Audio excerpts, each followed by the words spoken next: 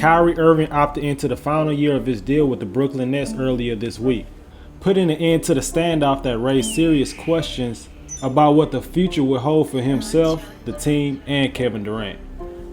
Kyrie threatened to leave his $36 million player option on the table to take a one-year, $6 million contract elsewhere.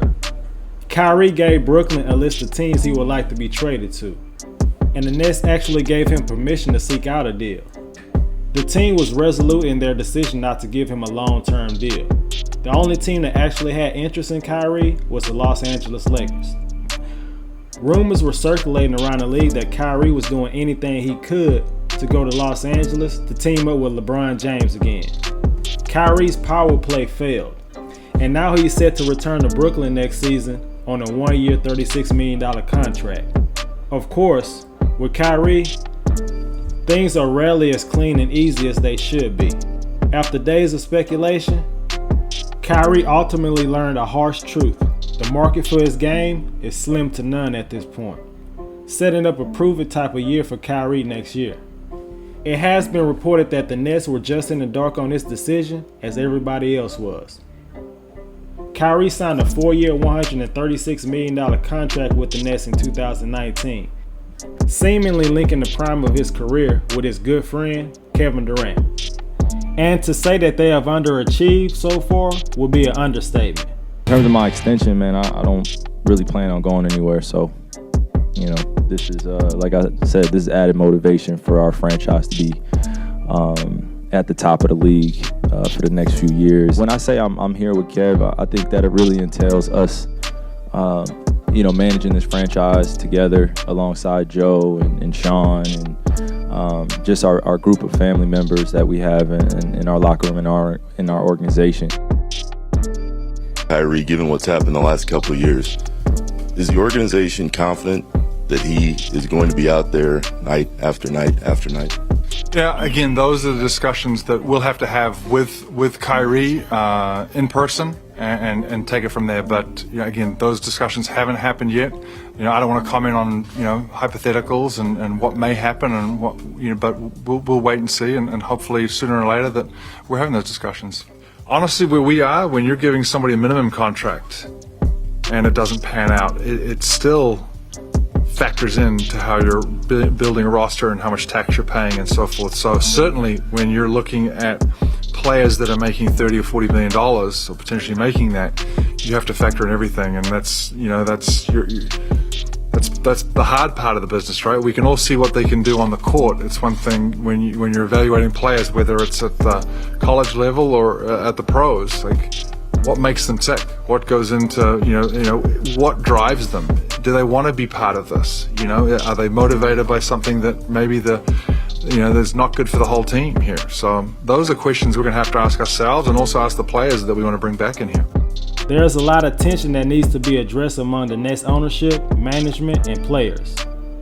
The team is looking for a reset of the team's relationship with its superstars and its culture. Basically, the owner Joe Tsai and GM Sean Marks will not put up with what happened last season when Brooklyn went from preseason favorites to win it all to an embarrassing end in the Boston sweep. The status quo is no longer acceptable. The talks leading up to Kyrie's decision was an acrimonious process. Kyrie wanted a long-term extension with the Nets. He didn't get it.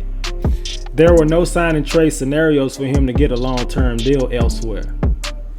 Brooklyn has invested heavily in player empowerment, like signing DeAndre Jordan when he was past his prime, dumping head coach Kenny Atkinson and replacing him with Steve Nash, which is kind of crazy since Kyrie once said that they really don't need a coach before Steve Nash even coached his first game.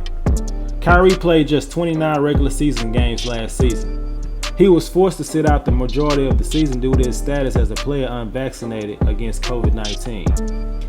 Neither Kyrie nor James Harden committed last summer, and both of their relationships with the team fractured in the months that followed. This team never really gelled, and Harden forced a trade to the 76ers at midseason for Ben Simmons, a player who never suited up the whole year and is still looking to make his debut with the Brooklyn Nets. Even though the vaccine mandate has been lifted, there are still injury and availability concerns with Kyrie, who has only played 116 games out of a possible 246. That includes regular season and playoff games over the last 3 seasons. Kyrie's unreliability has led to questions about the 30-year-old's next contract and what it might look like. He's eligible for a variety of contract options that could total around $200 million with the Nets if they choose to do so.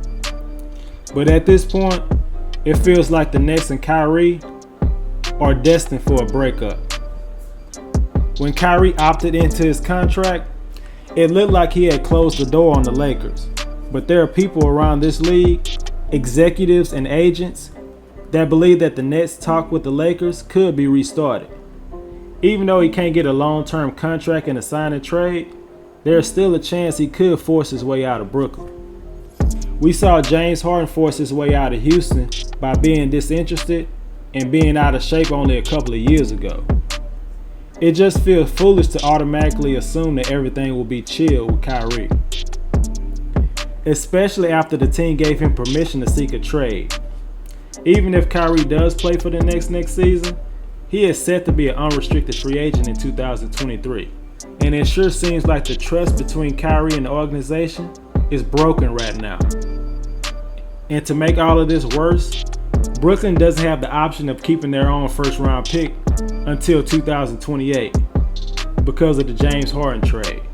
All of these picks and pick swaps are unprotected, except for 2023.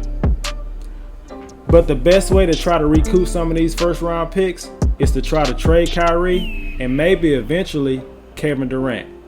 The Lakers want Kyrie, and it seems like Kyrie wants the Lakers.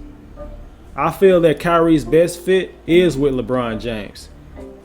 He clearly had the most success in his career playing alongside him. He might not have fully embraced it then, but there's no doubt that Kyrie realizes how much easier it is to play with a player like LeBron. A player who knows how to be a true leader, knows how to prepare his teammates, and ultimately run the offense and get players involved and allow a player like Kyrie to focus more on what he does best, and that's putting the ball in the hole. So how could the Lakers possibly get him? Why would the Nets even consider taking Russell Westbrook's contract for Kyrie? The Lakers may have to get a third team involved to possibly give the Nets the return they can accept.